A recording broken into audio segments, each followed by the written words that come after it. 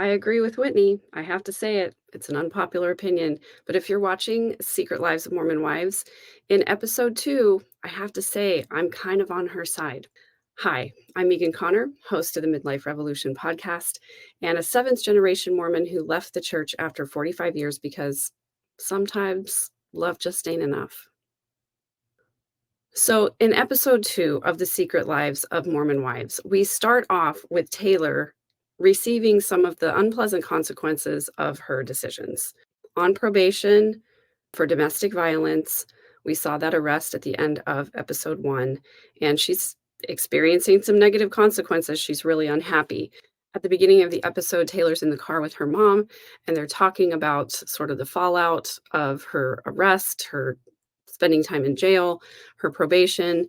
And rather than being supportive and trying to love her daughter through this, Taylor's mom just says, well, we shouldn't be here in the first place, which is not really helpful. It's not really kind. And you can sort of see where Taylor has gotten some of her behaviors if she hasn't been modeled a healthy way to talk about emotional things or to deal with difficulty other than just being judgmental and saying, well, you should have been keeping the commandments and then none of this would have happened. So throughout Mormonism, there is this pervasive theme that, of course, biblically, wickedness never was happiness. But in Mormonism, particularly, sin equals misery. If you're doing the right things, you're going to be happy. If you're sinning, you're going to be miserable. So then we start to develop this idea about ourselves that if anything bad happens to us, it's because of something that we did, not just the fact that life is hard. Sometimes we have difficulties. Now, granted, Taylor made some poor decisions. She handled a situation badly. She ended up serving jail time for that. So, of course, the natural consequences of that are not going to be pleasant. But we don't always have to be at the point where we're blaming ourselves for every single bad thing that happens in our lives. The thing about this interaction that is really heartbreaking to me is that Taylor expresses the idea that she doesn't feel like she deserves to be happy. And it's because of that idea in Mormonism that if you're unhappy or you're experiencing negativity in your life, it's because of something that you did. And so because she's experienced so much negativity and so many consequences of her own choices, she basically believes that she doesn't deserve to be happy. And her mom doesn't refute the idea. She just kind of sits there. Now, granted, it's reality TV, so her mom may have said some things that didn't make it into the episode. I hope that she was loving and supportive, but given the evidence we've seen so far, I wouldn't count on it. Then after the discussion's over, Taylor says she's just going to put on some lip gloss and pretend like she didn't have a breakdown in the car. And unfortunately, this resonates a lot with me because in Mormonism, we just pretend like everything is going great. We pretend like we're happy no matter what's going on. We put a smile on and we just go on with our lives rather than dealing with the uncomfortable circumstances or having the hard conversations or telling people that we're not doing well. We just pretend like we're happy because, again, wickedness never was happiness, and if you're not happy, you must be wicked. Now, in the next scene, we see Whitney sitting with some of her other friends from Mom Talk, and they're talking about Taylor's shower, and Whitney announces that she's not going to go to the shower. Now, this is the place where I have to agree just a little bit with Whitney because it's this idea where Mom Talk is at this interesting intersection of business and friendship. So absolutely, this is the livelihood of these women. They're making a ton of money on their TikTok channels. And so it is a business.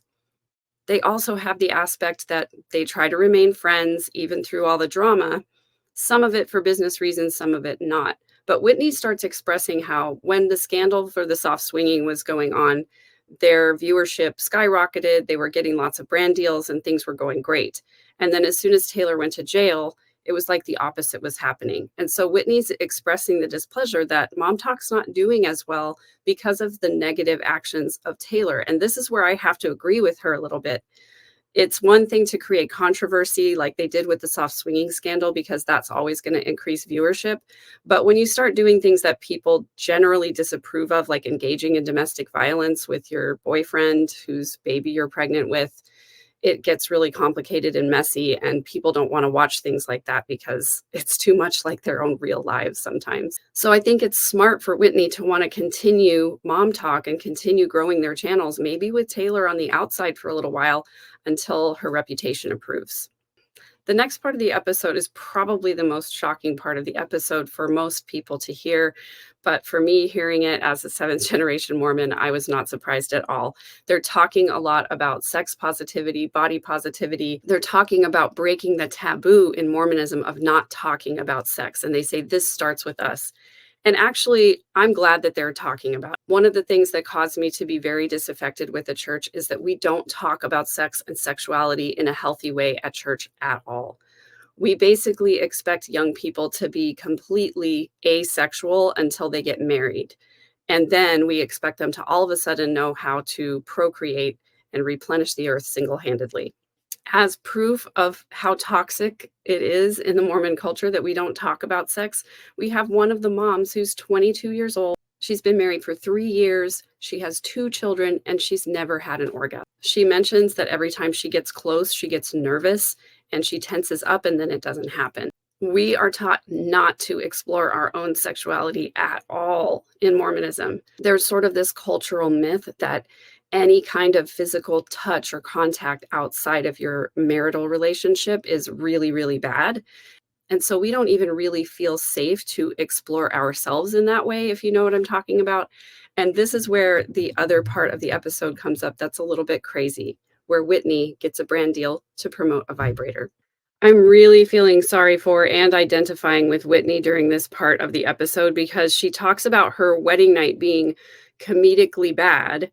And not that that was the case for me, but then off camera, the producer asks her, wasn't there such a thing as sex ed? And Whitney says, well, I don't know if this is just a Utah thing, but no, I never had sex ed in high school. Now, unfortunately, the reason I identify with this is because when the papers were handed around for you to get your parents to sign off on permission for you to watch the sex ed video in school, my parents would not sign the permission slip. So I had to go to the library with the weird kids and not watch the sex ed video.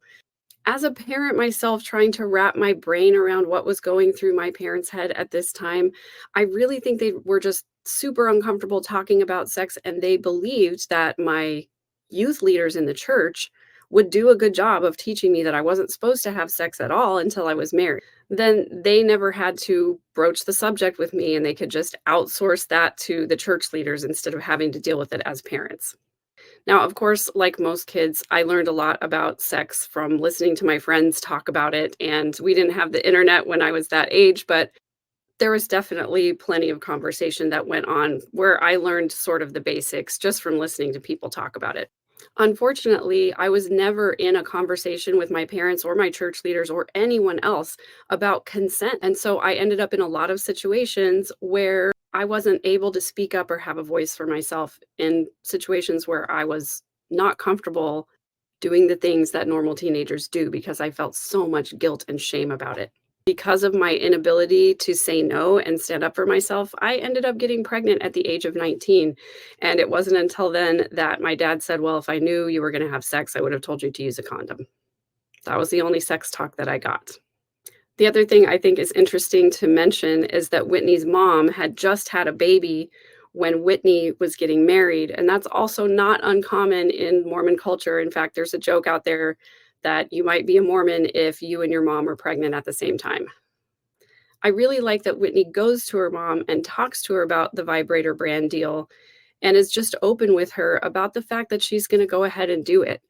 And I think it's a great way that these mom talk influencers, like them or not, are breaking down some stereotypes and approaching taboo conversations. And I hope at the very least that it will help start some conversations in Mormon households about healthy sexuality. Now, there are 3 more things about this episode that I want to touch on, but if you're still here, if you would please like the episode and subscribe to the channel, it really helps the algorithm. It helps me get more content out there. And I am a full-time podcaster now.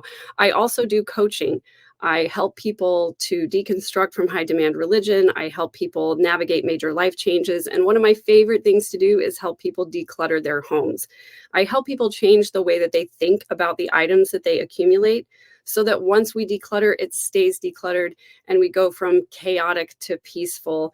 And I've got a free consult on my website at third-verse.com. You can sign up for a free 20 to 30-minute phone call where we discuss your needs and I figure out how I can help you. I'd love to talk with you. And the link to my website is right there in the show notes. The wildest part of this episode to me is when Taylor's boyfriend, Dakota, is moving in with her, and mom and dad find out the day that Dakota is moving in. I think this is a positive thing, at least for the moment, because they're going to have a baby together. And it's great to have the mom and the dad living in the same household, helping out together. Newborns are super demanding. There is so much sleep deprivation and so much needs to get done just to take care of the new baby that I would think her parents would be grateful for Taylor to have some help around the house. But no, actually, we learned that Taylor's mom would rather have her do it completely alone than have Dakota move in because they're not supposed to be living together if they're not married. It's also extremely telling when Taylor's dad comes into the picture. He's stonily silent about Dakota moving in until Dakota comes in.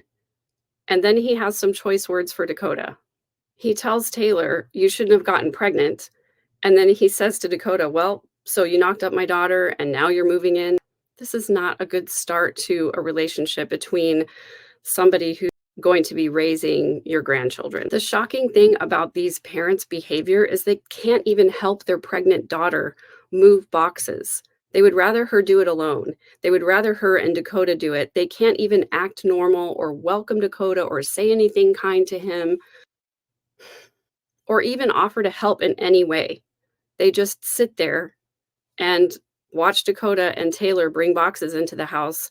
There's no greeting for Dakota. It's all judgment and shame. And it's all based around their values that they don't agree with Dakota and Taylor moving in together. But as a parent, you kind of don't really have a choice when your child chooses a lifestyle. Your choices are to either continue to love and accept them as your child or to be judgmental about their lifestyle and create more distance between the two of you. Parents, if you want to have a relationship with your adult children, especially when they're moving from teenage years into young adult years, they're going to do stupid things sometimes. They're going to mess things up sometimes. They're going to hurt you sometimes. They're going to go against your values sometimes, but those are your values. Adult children need to be free to adopt their own values and decide how they're going to live their own lives. If you don't agree with it, you really only have the choice of either accepting and loving that child anyway, or just creating distance between you and not having a good relationship with them. One of the other things that's interesting to me is when Dakota starts talking about the dynamics between people texting each other, not texting back, not responding, not liking things on people's social media. I think it's time for people of my age and older to realize that social media is a culture and it has rules just like interacting in person in society has rules as well. I think there are too many people my age and older who are really judgmental of social media and saying that it's terrible. And while I agree that it does have some negative mental health consequences, we have to embrace the fact that this is how our teenagers and young adults communicate with each other the majority of the time. The only thing we can do now is to help them do that in healthier ways and try to be more understanding of what the rules are and what the interactions are like and help our kids and young adults navigate this new world that they live in almost 100% of the time. The last two things I want to talk about, one is Whitney visiting the salt cave with one of the other moms. It's just one of those things that's so typical, I think, of these reality TV shows where the moms go off and do some kind of expensive activity that's not really suited for kids, and then they expect their kids to behave in a certain way. When I was a young mom and all my kids were living at home, our options for activities were pretty limited. We couldn't spend a lot of money, and so we would go to the free movies, we'd go to the library, we would go to the pool. Those were the kind of activities that we did. They were always kid-friendly. I can't imagine taking my young toddlers to a salt cave and then expecting them, like, not to put things in their mouth and just navigate that whole area. It seems crazy to me. The last part of the episode, of course, is Taylor's baby shower. And it's just interesting and also exhausting to look at the dynamic of these women interacting with each other in this social environment. Whitney decides not to show up. There's a whole lot of talking back and forth about why she didn't show up. People are talking about Taylor, but not talking to Taylor. This whole dynamic is what it really is like, not just in the Mormon culture, but also in the culture of young adult women. In a lot of instances where women have not been modeled appropriate behavior of interacting with each other and supporting each other, they tend to get catty and gossipy and things go on behind the scenes. This is one of the reasons why I didn't have a lot of girlfriends growing up, especially in my teenage years, because I was used to being around immature women who talked about each other rather than talking to each other. And I'm so allergic to that culture because it's so unhealthy that I just stay away from those kinds of dynamics. So watching this go on at Taylor's baby shower was just really typical and indicative of what I experienced as a young 20-something mom in the Mormon culture. And I really dislike that whole dynamic.